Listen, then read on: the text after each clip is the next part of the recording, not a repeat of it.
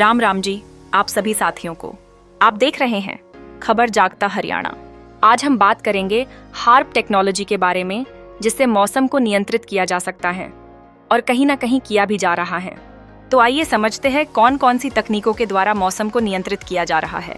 Harp technology, cloud seeding, कैंट्रेल्स और जियो engineering, ये चारों ही ऐसी तकनीकें हैं जिनके जरिए कुछ शैतानी लोग मौसम को प्रभावित करने की कोशिश कर रहे हैं। ये तकनीकें बेहद ही शक्तिशाली और विनाशकारी हैं, क्योंकि इनसे प्राकृतिक चक्रों में हस्तक्षेप होता है।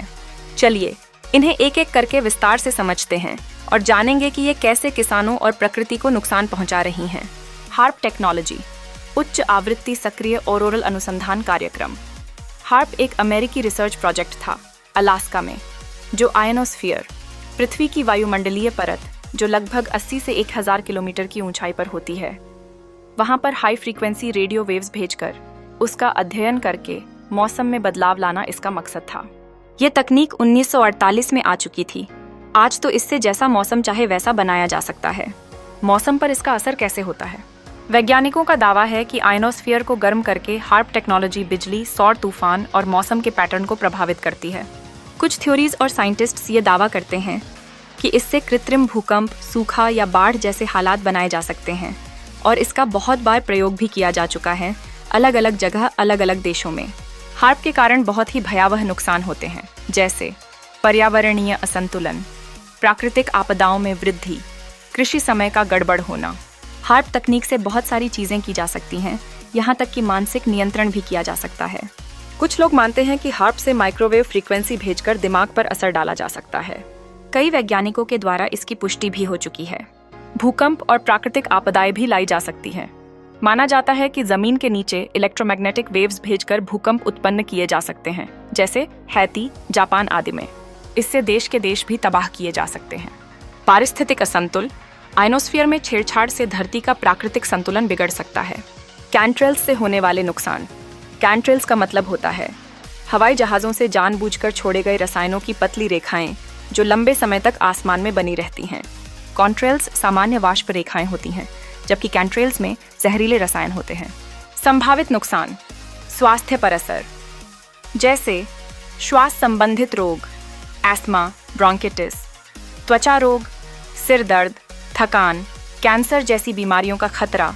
और इसके अंदर मौजूद केमिकल्स हमारे दिमाग और पाचन तंत्र को भी खराब करते हैं। कृषि पर असर। हानिकारक रसायनों से मिट्टी की उर्वरता घट सकती है, फसलों पर विषैला प्रभाव पड़ सकता है। मौसम में असंतुलन, कृत्रिम बादल बनाकर बारिश रोकी या करवाई जा सकती है। मौसम की प्रकृति को तोड़ा मरोड़ा जा सकता है। सौर विकिरण से छेड़छाड़। कुछ सिद्धांतों के अनुसार कैंट्रेल्स से सूर्य की किरणों को रोका जा रहा है, जिससे ग्लोबल डिमिंग हो सकता है। जनसंख्या नियंत्रण या जैव युद्ध। कुछ लोगों का मानना है कि यह एक छुपा हुआ बायो वेपन है, जिससे लोगों की जनसंख्या या सोच पर नियंत्रण किया जा सकता है। ये दावे बहुत बार सिद्ध हो चुके हैं। Cloud seeding. क्या है क्लाउड सीडिंग? इस प्रक्रिया में बादलों में silver iodide, sodium chloride, aluminium, barium, radio active thorium, lithium, lead जैसे बहुत ही हानिकारक केमिकल्स हवाई जहाज़ों के द्वारा हमारे पर्यावरण में छोड़े जाते हैं, जो सभी पशु पक्षियों, इंसानों व धरती समेत सभी जीव जंतुओं पर बहुत ही हानिकारक नुकसान पहुंचाते हैं। हवाई जहाज या ड्रोन से केमिकलों को बादलों में छिड़का जाता है और इससे कृत्रिम रूप से वर्षा करवाई जाती है।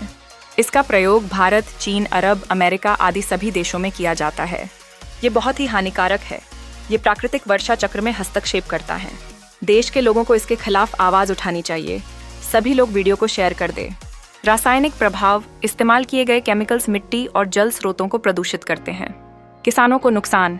बारिश के असामान्य समय पर होने से फसलें खराब हो सकती हैं, खासकर कटाई या बोवाई के समय। जियो इंजीनियरिंग, जलवायु को कृत्रिम रूप से नियंत्रित करना। जियो इंजीनियरिंग तकनीक का प्रयोग पृथ्वी के जलवायु तंत्र को कृत्रिम रूप से नियंत्रित करने के लिए किया जाता है। ये तकनीक मौसम को नियंत्रण करने के लिए ही बनाई गई। सूरज की किरणों को धरती पर आने से रोकने के लिए वायुमंडल में सल्फर डाइऑक्साइड या एल्यूमिनियम जैसे तत्व छोड़े जाते हैं। उदाहरण, ज्वालामुखी विस्फोट जैसे प्रभाव जानबूझकर बनाना। क्लाउड सीडिंग के कारण प्राकृतिक संतुलन बिगड़ता है। मानसून प्रणाली पर बहुत गहरा असर पड़ता है। बारिश या तापमान का सामान्य चक्र बाधित होता है। ये किसानों के लिए बहुत बड़ा खतरा है। फसलें जलवायु के अनुसार होती हैं। जब पैटर्न गड़बड़ाता है तो पैदावार घट जाती है। आज भी इसका प्रयोग किया जा रहा है किसानों को बर्बाद करने के लिए। आने वाले समय में देश में भुखमरी लाई जाएगी। इसलिए ही आज हार्प तकनीक से आंधी, तूफान, बारिश व ओले पकी पकाई फसलों पर गिराए जा रहे हैं। ये जानकारी सभी लोगों तक पहुंचनी बहुत जरूरी है। सभी साथी जागरूक हो जाए और इन चीजों के बारे में जागरूकता फैलाए। सभी साथी यूट्यूब चैनल खबर जागता हरियाणा को सब्सक्राइब कर ले और जानकारी को आगे से आगे सभी लोगों तक पहुंचा दीजिए। राम राम जी आप सभी को।